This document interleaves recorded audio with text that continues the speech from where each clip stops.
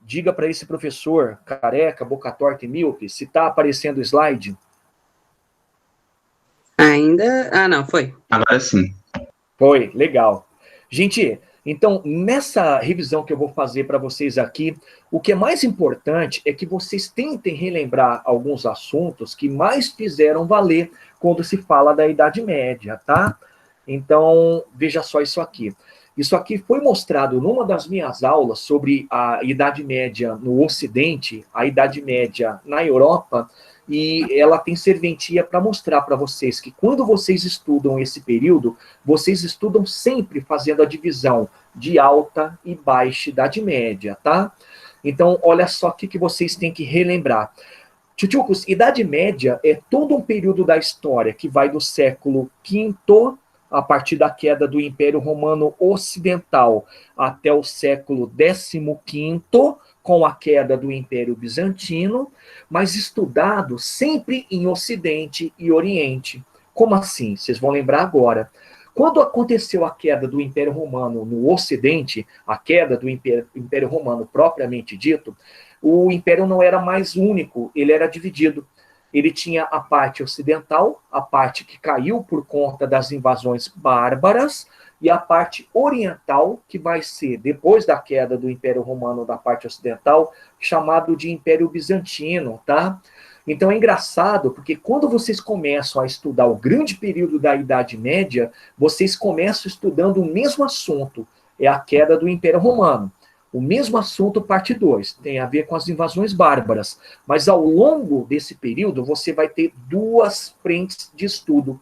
A frente oriental, a frente que foi explicada pelo Adriano. Lá vocês estudam o Império Bizantino e a civilização islâmica, ou Império Islâmico, e a frente ocidental. E a frente ocidental foi o que eu trabalhei, que é o que eu estou trazendo como revisão para vocês, é a Idade Média na Europa, tá? Então, essa divisão de alta e baixa Idade Média não vale só para a parte ocidental, vale também para a parte oriental. Só que eu trouxe porque tem a ver com o meu conteúdo e trouxe porque geralmente as provas de vestibulares fazem essa divisão de alta e baixa para o Ocidente. Bacana? Então, como é que vocês vão lembrar, relembrando como é que são essas divisões? A Alta Idade Média é a fase que vai do século V até o século XI, em que a grande jogada para vocês guardarem é que aqui vocês têm a construção e o auge do sistema feudal, tá bom? Daqui a pouco eu vou até relembrar o que é sistema feudal, ou feudalismo. Já a Baixa Idade Média, pessoal, é o oposto da Alta. Por quê? Porque aqui, entre o século XI e o século XV, o que vocês estudam é a ruína do sistema feudal e o nascedouro de um outro sistema, é o sistema capitalista. Mas aí vai a nota de rodapé desse professor. Não se pode falar, nesse período da Baixa Idade Média, de sistema feudal, tá? Não. E segundo, também não posso falar que é sistema capitalista. É engraçado, porque o que vai acontecer aqui? O que vai acontecer aqui, tchutchucos, é a coexistência de dois sistemas no momento em que nenhum nem outro podem falar que são hegemônicos, tá?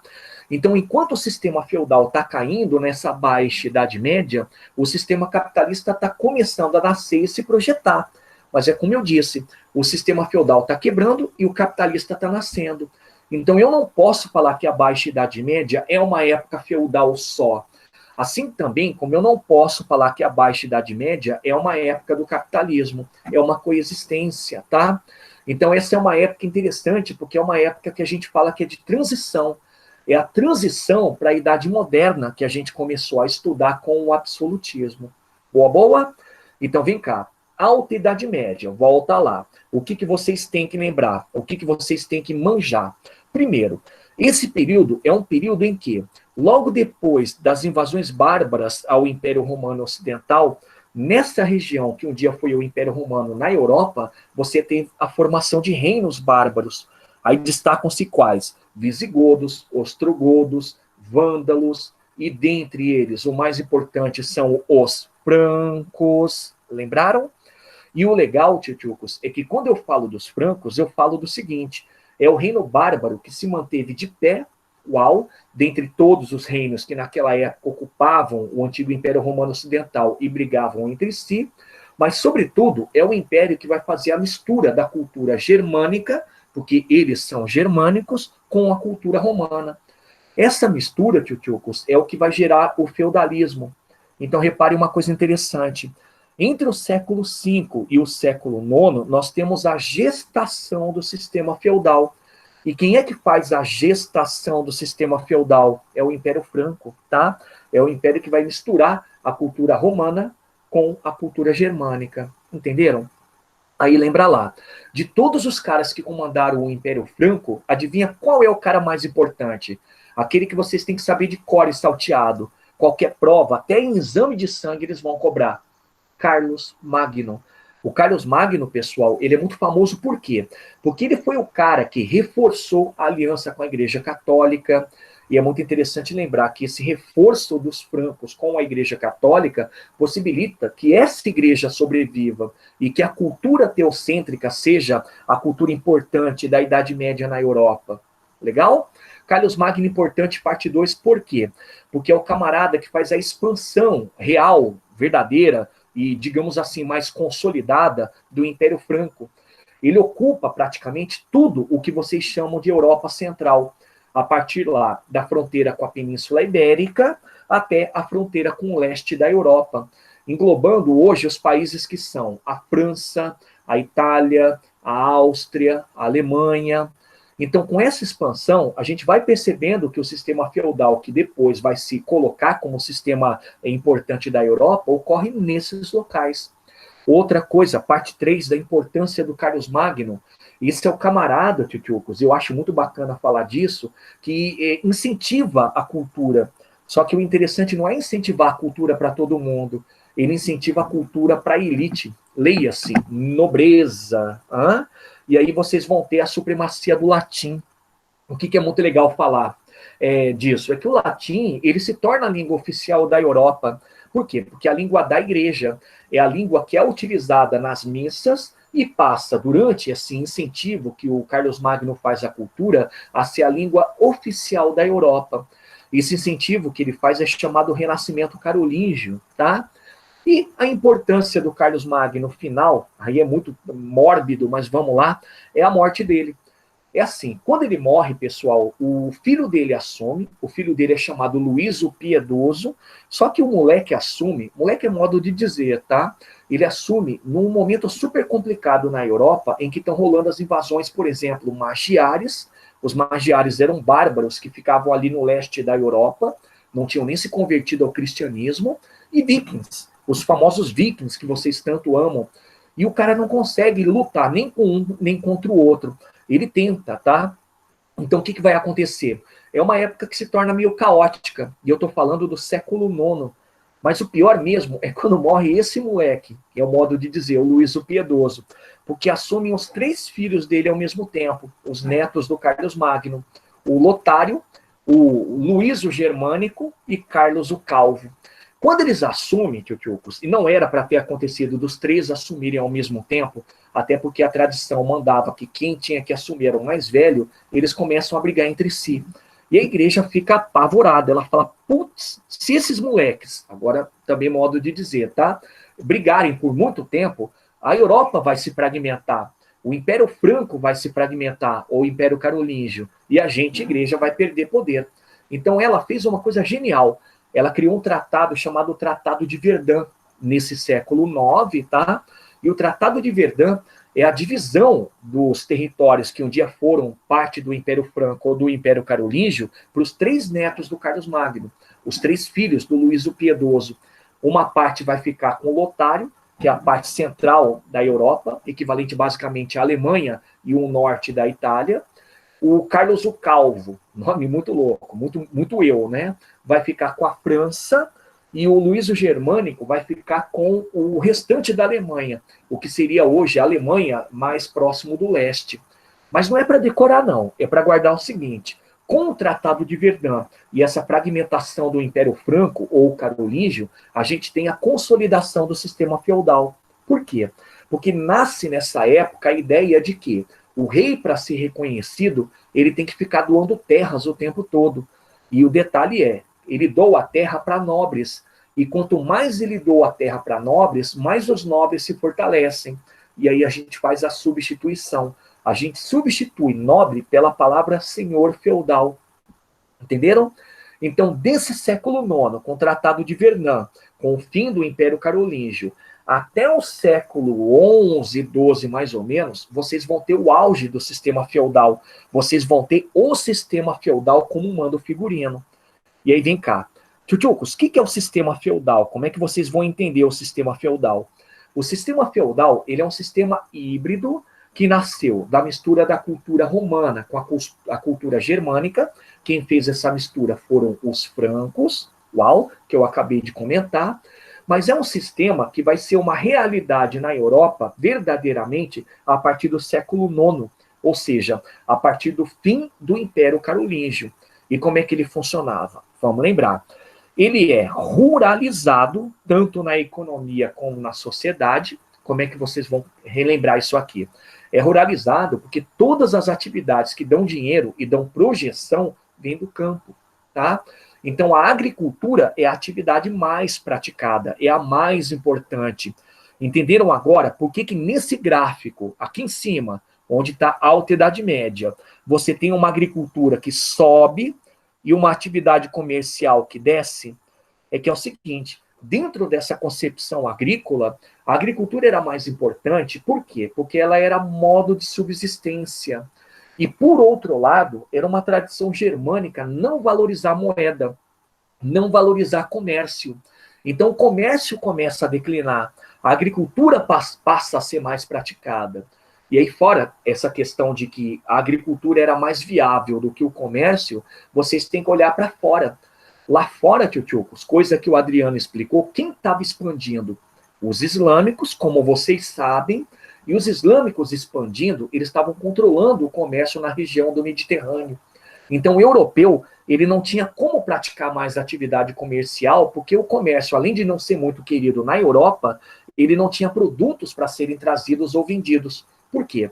Porque o Mediterrâneo, que era o local mais importante para tudo isso, era controlado pelos muçulmanos. Entenderam? Então, o primeiro ponto para vocês lembrarem é isso. O sistema feudal é um sistema com uma economia agrária. O comércio é muito pouco praticado. Ele não era muito querido por tradição e não era muito querido também por uma questão de lógica, de funcionamento da economia nesse momento. Agora vem um detalhe importante. E o que significa ruralização social? Molecada, nessa época, quando eu falo de ruralização social, eu falo que sociedade, ela só se desenvolve no campo. E campo, lembrem-se, é chamado como nessa época? Qual que é o nome genérico para campo na Europa durante a Idade Média? Feudo, lembram? Então, essa sociedade ruralizada é uma sociedade que você encontra no campo. Ela tem dinâmica no campo. Ah, prof, então quer dizer que não existiam cidades? Existiam, mas as cidades, elas ficavam no meio do campo. Então, como é que ela funcionava? Era uma sociedade trifuncional, ela tinha 3 camadas, clero no topo, nobreza no meio e camponeses na base, lembraram? Era uma sociedade estamental, ela não tinha muita mobilidade. O máximo de mobilidade que você percebia nessa sociedade é quando alguns camponeses saíam da condição de camponeses e viravam membros do clero. Mas viravam o quê? Viravam padre, entenderam? Outra mobilidade é quando membros da nobreza, geralmente era o escolhido pela família, às vezes era o segundo, o não primogênito, entravam para a igreja também. E viravam o que dentro da igreja? Viravam bispo, viravam papa. Então, só existe essa mobilidade.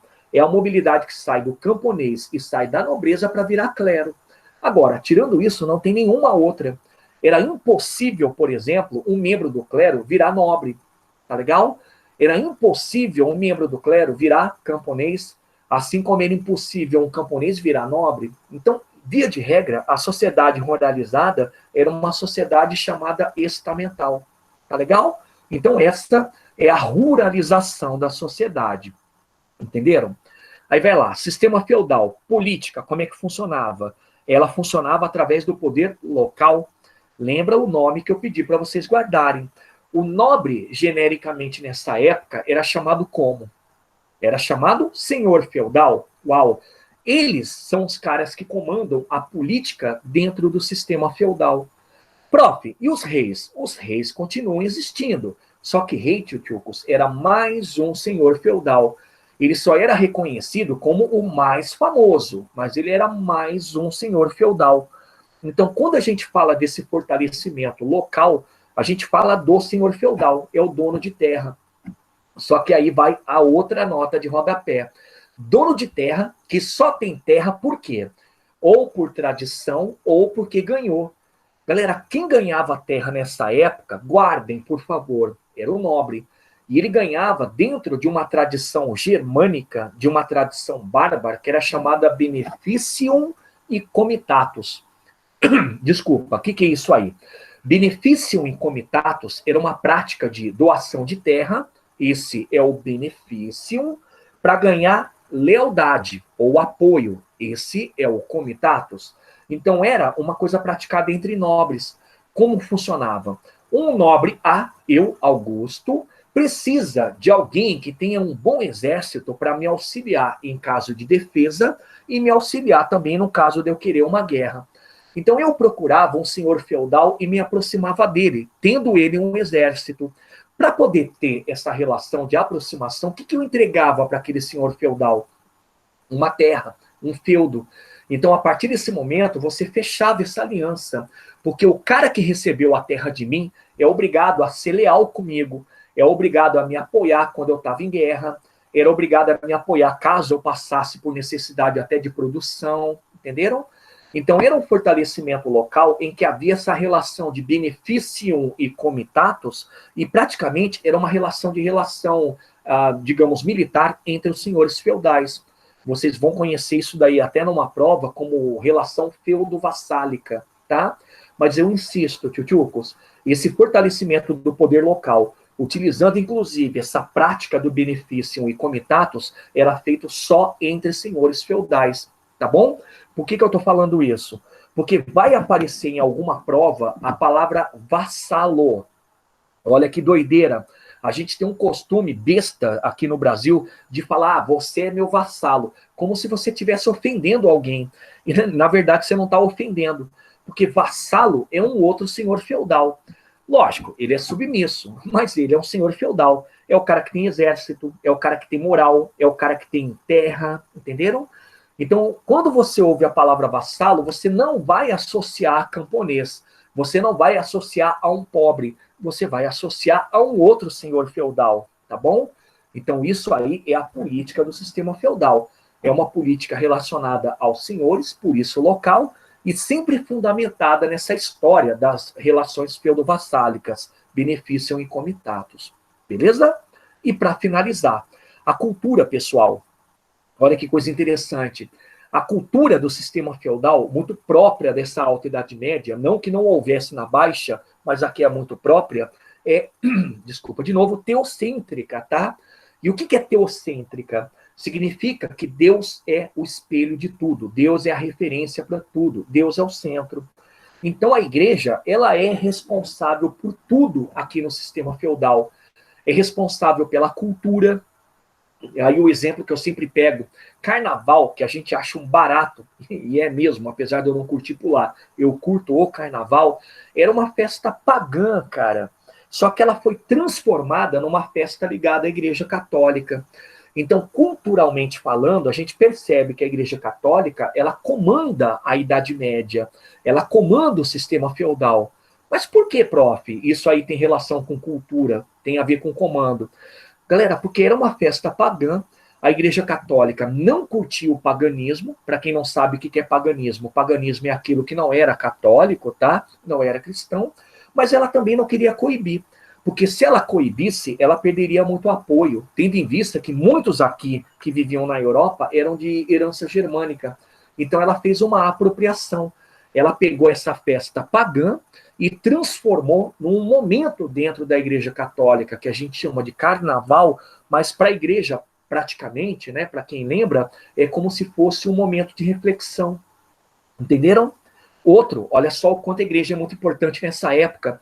Língua oficial, qual era? Latim, não é? Você tinha algumas línguas regionais, por exemplo, o toscano, vulgarmente chamado de italiano, você tem o franco, é a língua francesa, você tem também o germano, ou germânico, a língua na Alemanha, mas esses dialetos, essas variações linguísticas da Europa, não eram levadas em considerações pela igreja. A língua oficial, ela tinha que ser a língua latina.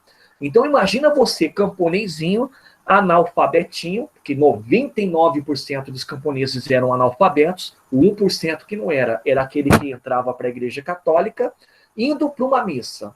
Putz, eu assisti a missa, pessoal, sem saber o que é que estava sendo dito ali. Eu só sabia que era a palavra de Deus, né? Porque tem um padre, tem um bispo, ou sei lá quem rezando, mas eu mesmo não sabia. Isso era uma arma da igreja.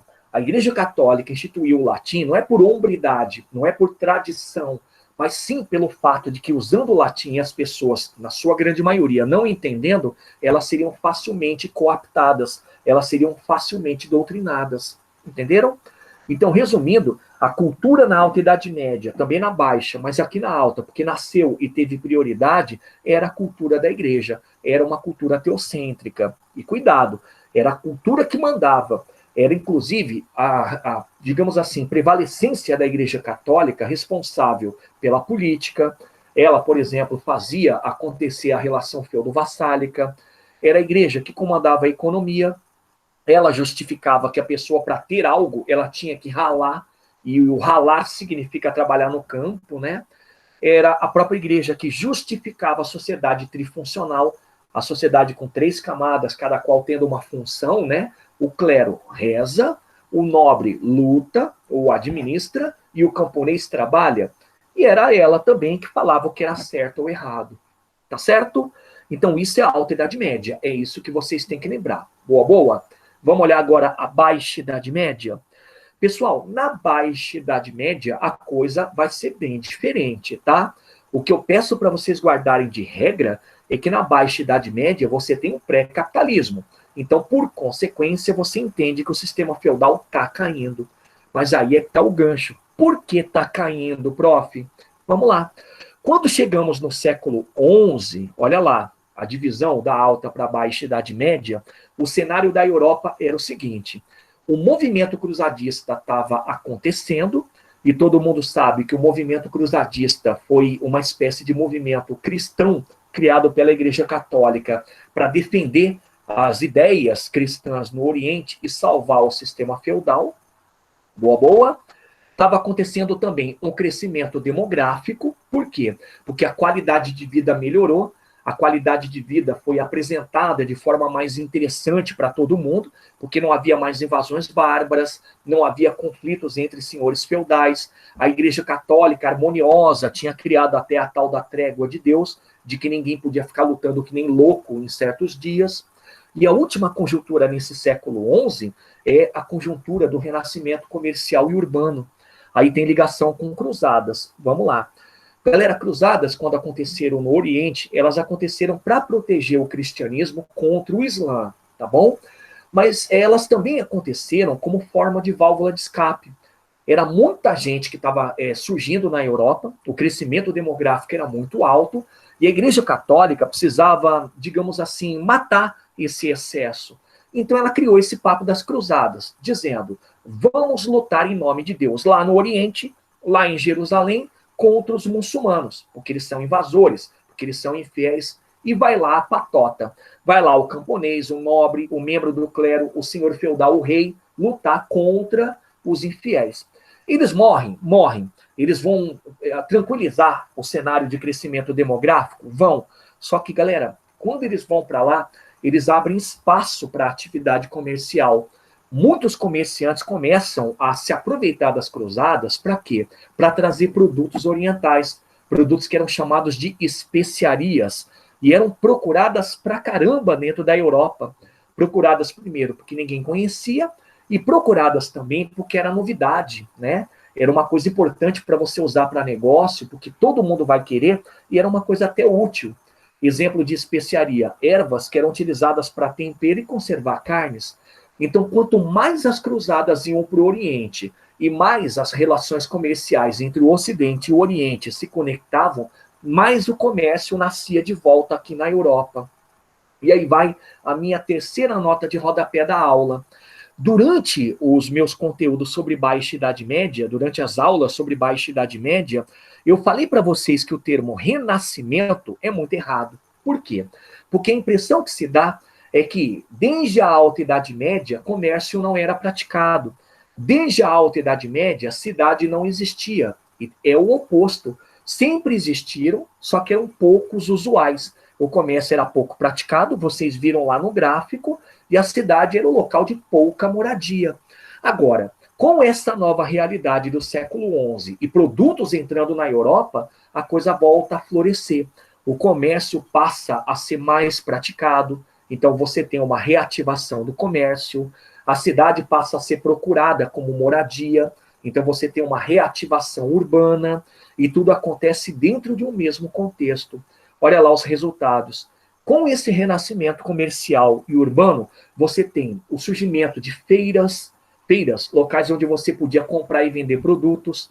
Você tem o surgimento de centros comerciais, cidades que vão pipocando na Europa. Aí eu destaco sempre duas cidades importantes: Gênova, que fica ali no norte da Itália, sul da Europa, e Flandres, que fica lá no norte da Europa, hoje é Bélgica. Eram locais que viviam basicamente do comércio. Como? Comprando e vendendo produtos. Com esse renascimento comercial e urbano, você vai ter uma coisa muito interessante, que é o êxodo rural. O camponês vai fugindo do campo, porque não aguenta mais produzir e ser explorado, e vai para a cidade. E é lá na cidade que ele vira um comerciante, que ele vira um artesão. Nesse renascimento comercial e urbano, você vai ter a criação de moedas. Criação não, né? Recriação. E essas moedas são importantes porque elas serviam para dinamizar o comércio. Tchutchucos, e com esse renascimento comercial e urbano, a gente vai ter uma coisa que eu acho muito bacana, que é a presença de associações. Eram como se fossem cooperativas, tá? E cooperativas que tinham muita importância, por quê?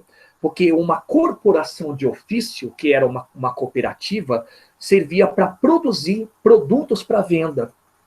Entenderam? E guildas, que eram cooperativas de comerciantes, serviam para dinamizar e fazer o agrupamento de comerciantes para venderem e ganharem dinheiro. Então, reparem, o renascimento comercial e urbano ele foi muito importante para mostrar o seguinte: sistema feudal caindo. Sistema feudal não é camaleônico, ele é muito fraco, ele fica muito suscetível a muita gente, a mudança no clima, a alteração em economia. E o renascimento comercial e urbano mostra, olha, está nascendo um novo sistema, é o sistema capitalista. Ok? Tchutchucos, como eu disse, tudo isso acontecendo na época das cruzadas estava demonstrando que era um sistema que vinha para se consolidar.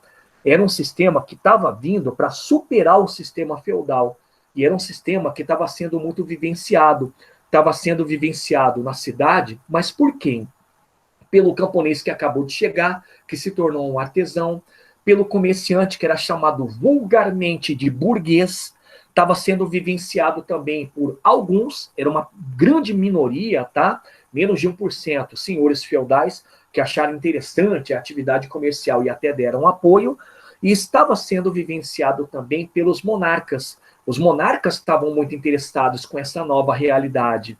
Então, toda vez que vocês forem estudar renascimento comercial e urbano com cruzadas, vocês têm que estudar como sendo processos juntos, tá? Eles são concomitantes, entenderam? E aí a gente começa a terminar. É uma época tão diferente, tchutchucos, que por esse momento, já que o sistema feudal está começando a quebrar, algumas monarquias nacionais começam a surgir. Eu destaco sempre aquilo que vocês viram comigo. Nasce aqui a França, nasce a Inglaterra, nasce Portugal, que a gente ainda vai estudar lá na frente, quando for falar das grandes navegações. Nasce um que é muito esquisito como monarquia, mas é o Sacro Império Romano Germânico. Mas no fundo, o que vocês percebem? Que o surgimento dessas monarquias é a centralização política. Os senhores feudais perderam tanto poder que deram brecha para os reis se evidenciarem. E aí eu adoro falar isso. Os reis, quando começam a se destacar, eles enfrentam Sim, a oposição da igreja, a igreja não curte, ela acha isso uma coisa muito assustadora, porque se o rei ganha poder, ela começa a perder o dela, e o rei também não tem, no começo, apoio da nobreza, dos senhores feudais, porque os senhores feudais acham que a centralização política vai acabar com essa dinâmica que eles têm, com esse poder que eles também têm. Então, adivinhem quem é que o rei vai se apoiar para centralizar o poder? Para auxiliá-los na criação dos primeiros países? Burguesia, porque a burguesia também tem interesses, né?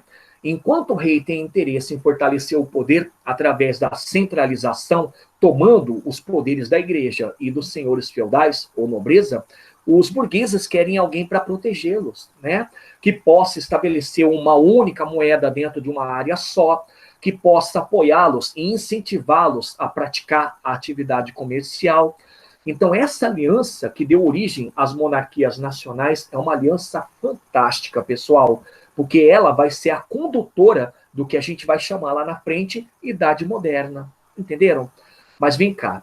Tchutchucos, parece que tudo está fluindo para o sistema capitalista, né? Aqui ainda chamado de pré-capitalista.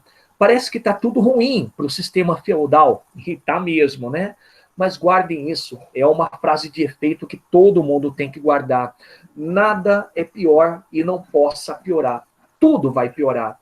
E essa piora acontece justamente no século XIV. Porque quando você olha para esse século XIV, você identifica o seguinte: é um século atípico. É um século que está acompanhando essas transformações. Mas é um século também, tio, de calamidades. Vamos lembrar quais são as calamidades, os problemas que nascem aqui. O primeiro problema que nasce é a grande fome.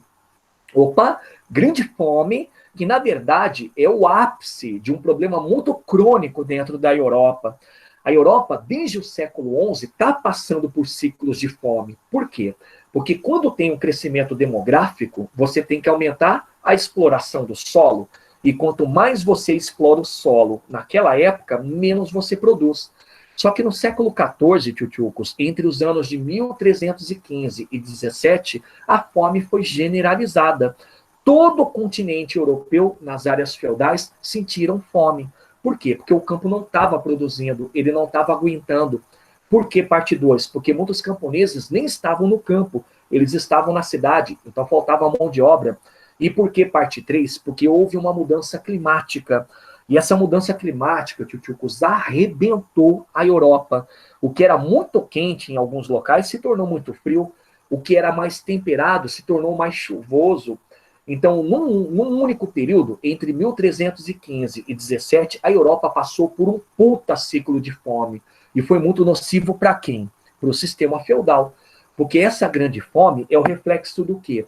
É reflexo da agricultura. E a agricultura é a base de qual sistema? Sistema feudal. Tá legal? Segunda calamidade, lembra lá comigo, tem que estar na ponta da língua. Peste negra. Putz, peste negra, prof, eu lembro. Aliás, eu estou vivendo algo parecido, né? Galera, a peste negra, ela foi uma doença que veio trazida da Ásia, ela foi trazida pelos comerciantes que viviam do comércio asiático, ali na região da Crimeia, só que encontrou o ambiente perfeito para se alastrar. O que é engraçado, por quê? Porque na Ásia a peste negra é endêmica, é natural, como diz aí alguém, é uma gripezinha, entenderam? Na Europa não. Na Europa, ela, como era novidade, acabou se tornando uma epidemia. E, tchutchucos, vamos encher o pulmão para falar, foi uma puta de uma epidemia. Porque entre os anos de 1347 e 1351, a peste negra matou 1/3 da população europeia. Matou 25 milhões de almas. E o que é interessante da peste negra, pessoal, é que ela era muito democrática, né? Todo mundo pegava, porque na época não havia sistema de higiene. Esse foi um ambiente perfeito que a peste encontrou para se alastrar. Na época, a Europa era muito ignorante. Enquanto alguns achavam, muito poucos, tá? Muito poucos, digamos, estudiosos, que a peste era uma questão de ordem natural, tem a ver com higiene, outros milhares, tantos, 99% achava que era castigo divino, achava que era problema dos judeus que colocavam água envenenada para os outros beberem, achava que era coisa de astros, que Júpiter entrou na casa de Marte. Então a ignorância era tão grande que ninguém sabia de onde vinha a peste e criava teorias, tá? A peste agradeceu, ela foi avançando. Essa foi a peste também importante, por quê? Porque ela começou a cometer membros da Igreja Católica, e olha que coisa doida, a Igreja Católica começou a adoecer e as pessoas começaram a questioná-la. Ué, a Igreja Católica não falava que era uma peste divina? Não falava que a peste negra ela veio para limpar o mundo, tirar os maus fiéis daqui? Imagina quando ela começou a adoecer. Imagina quando um papa contraiu a peste, o que os fiéis falavam? Pô, peraí, se o papa está com peste, é sinônimo de que o papa é pecador. Então foi uma doença que arrebentou a Europa, pessoal. Arrebentou de ordem social, muitas pessoas morreram. Arrebentou de forma econômica, quanto mais pessoas morriam, maior a quantidade de mão de obra que morria, maior a quantidade também de mercado consumidor e de comerciantes. E arrebentou a Europa no sentido religioso. A Igreja Católica foi literalmente detonada por conta dessa peste negra, dando margem, vocês sabem muito bem, a questionamentos que mais tarde vão levar a reforma e contra-reforma. Tudo bem? Outra calamidade, depois da peste negra, aliás, durante a peste negra, mas depois no sentido de conteúdo, Guerra dos 100 Anos. Caramba, gente, é uma coisa que eu peço para vocês procurarem saber um pouco mais. A Guerra dos 100 Anos, ela foi a coisa mais louca que aconteceu dentro da Europa nesse momento. Eu arrisco a dizer que foi a coisa mais louca que aconteceu na história da Europa. Por quê? Porque a Guerra dos 100 Anos, ela aconteceu por disputa política. Lembra lá, morreu um monarca francês e o Lazarento não deixou herdeiro. Olha aqui, por que eu falo Lazarento? Porque quando ele não deixou herdeiros, dois pretendentes apareceram. Apareceu um da família dele, que era francês, joia, e apareceu um outro ligado à família dele, que era inglês. Tchutchucos, naquela época, o trono ele sempre era passado para o parente homem mais próximo. Só que com a morte desse monarca francês, os dois pretendentes eram parentes homens próximos. Os dois, teoricamente, tinham direito a comandar a França, a assumir o trono. Só que quem assumiu foi o francês, por conta de uma lei chamada Sálica e por conta também dos franceses que não queriam ser comandados por ingleses. O inglês ficou tão mordido que declarou essa guerra. Eu falo que é louca, tchutchucos, porque o começo dela foi muito estúpido, né? Uma pretensão política. O inglês que queria assumir o trono não conseguiu e birrento, com mimimi, colocou fogo no parquinho. Só que o detalhe é que o cara começou uma guerra que durou 116 anos. De guerra mesmo, de conflito mesmo, foram 55, tá? Mas ela acabou com o continente europeu. Ela acabou, por exemplo, com a nobreza inglesa. Ela detonou com a mão de obra, ela destruiu a economia, tá? Mas ela também é muito louca quando você olha por um outro aspecto. Ela talvez também teria começado por questão econômica. Tchutchucos, eu falei de Flandres agora há pouco, né? Flandres era o território mais cobiçado da Europa nesse momento. Ficava no norte da Europa, onde hoje é a Bélgica, só que Flandres era o maior produtor de tecido da galáxia, tá? Eu juro por Deus que vinha gente de Júpiter, de lá de outras constelações, comprar tecido da região, porque era muito bonito, era um tecido muito valorizado. Só que o detalhe é o seguinte, Flandres pertencia à França, mas mantinha relações comerciais com a Inglaterra. Coisa louca, né? É bem amante mesmo, tá? O que Flandres fazia? Flandres tinha que pertencer à França e por isso pagava impostos. Mas para ganhar dinheiro, ela importava lã da Inglaterra. Então, tanto a França como a Inglaterra queriam manter o controle da região, mas quem de fato era dono por enquanto era a França. Então, esse mesmo cara que perdeu o trono, aquele que foi rejeitado para assumir o trono francês, o inglesinho, criou a guerra porque queria tomar esse território, queria tomar Flandres para a Inglaterra. E aí o cara criou isso aí que você já sabe, uma puta guerra. Professor, Diga. Qual que é o nome do local? Flandres.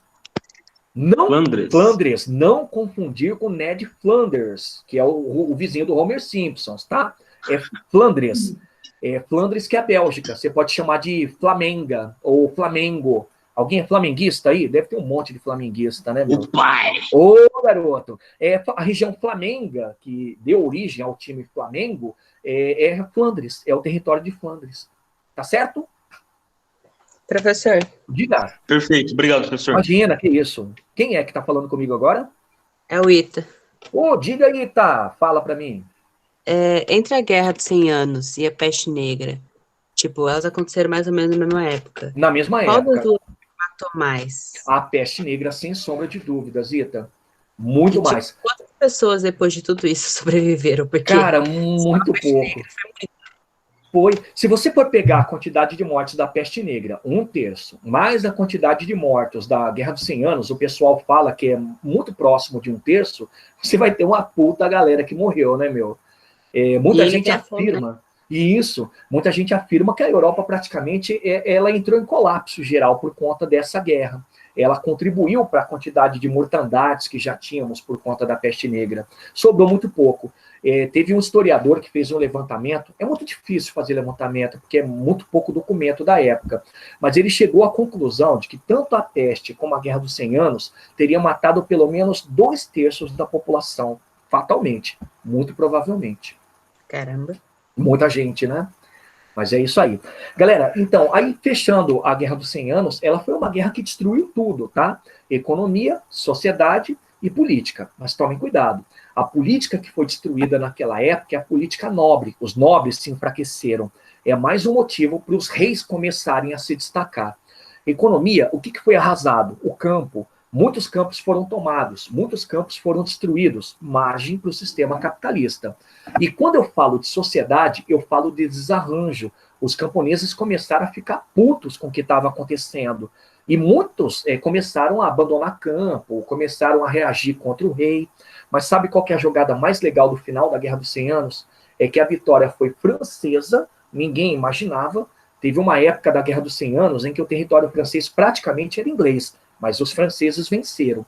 E a responsável, vou repetir, a responsável por isso foi Joana d'Arc, a princesa de Orleans, uma garota de 18 anos de idade que lutava em nome de Deus e começou a dizer para os franceses que eles tinham que lutar pela França, não lutar pelo espaço deles em si ou pelo monarca só, mas lutar por nacionalismo. Então terminou a guerra, pessoal, com uma Europa toda detonada e com esses aspectos que vocês estão vendo, isso dá margem ao último momento da crise do século XIV, a última calamidade que acontece, que é chamada revoltas camponesas. Os camponeses fulos, os camponeses de saco cheio, os camponeses miseráveis se rebelaram. Foram vários, tá? Vários que se rebelaram. Mas eu citei 2 exemplos durante a aula. A primeira rebeldia é chamada Wat Tyler, ela aconteceu na Inglaterra, e o nome é legal, Wat Tyler, porque é o nome do líder da revolta, tá?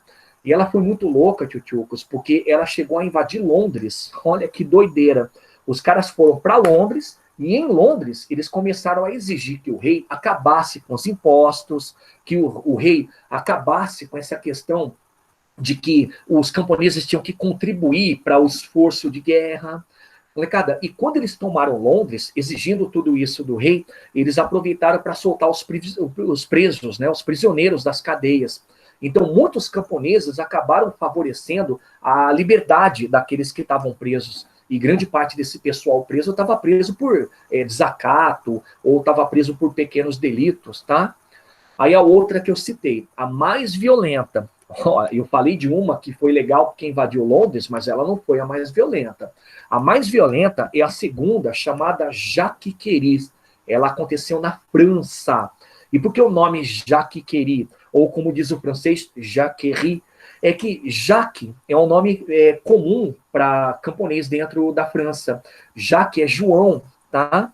Então, como muitos camponeses recebiam esse nome, Jacques ou João, era comum você falar que todo mundo era João, todo camponês era João, tipo João Bobão, entendeu? Galera, ela foi tão violenta a ponto de invadir castelos de senhores feudais, estuprar filhas de senhores feudais, atear fogo a plantações, ao castelo, matar camponeses também, porque tentavam reagir achando que era muito. Ela foi uma violência total. Mas no final das contas, tanto essa que foi muito violenta, Jacques, como a outra, a Batyler, elas demonstravam que o sistema feudal não estava mais se sustentando. Porque se até camponês está se rebelando, é porque o sistema não vai bem. Não à toa, a gente fala que a crise do século XIV é uma crise geral. Tá joia? Tchutchucos, então quando chega no século XV, o sistema feudal praticamente desaparece. Eu falo praticamente porque não é em todo o continente europeu, e alguns locais continuavam uma coisa ou outra, e entra em cena a Idade Moderna, a idade que a gente começou a trabalhar lá, tendo o absolutismo, tendo a reforma e contra-reforma, já tendo acontecido o renascimento cultural, a modificação da cultura, tá? Então, século XV, oficialmente, vamos colocar até melhor, didaticamente falando, é o fim do sistema feudal e é o fim da Idade Média, ok? Tchutchucos, então tá aí o conteúdo. Gente, um grande beijo para vocês, um abraço, tô morrendo de saudade. Eu quero Boas que agora férias. para vocês também, aproveitem esse recesso, sejam felizes e curtam muito as pessoas que amam vocês, tá bom? Beijão, tchutchucos. Cuidem-se, fiquem bem e até o retorno. Tchau, tchau. Falou. Tchau, tchau pra você. Tchau, Bom gente. recesso. Descanse para vocês também. Aproveitem. Obrigado.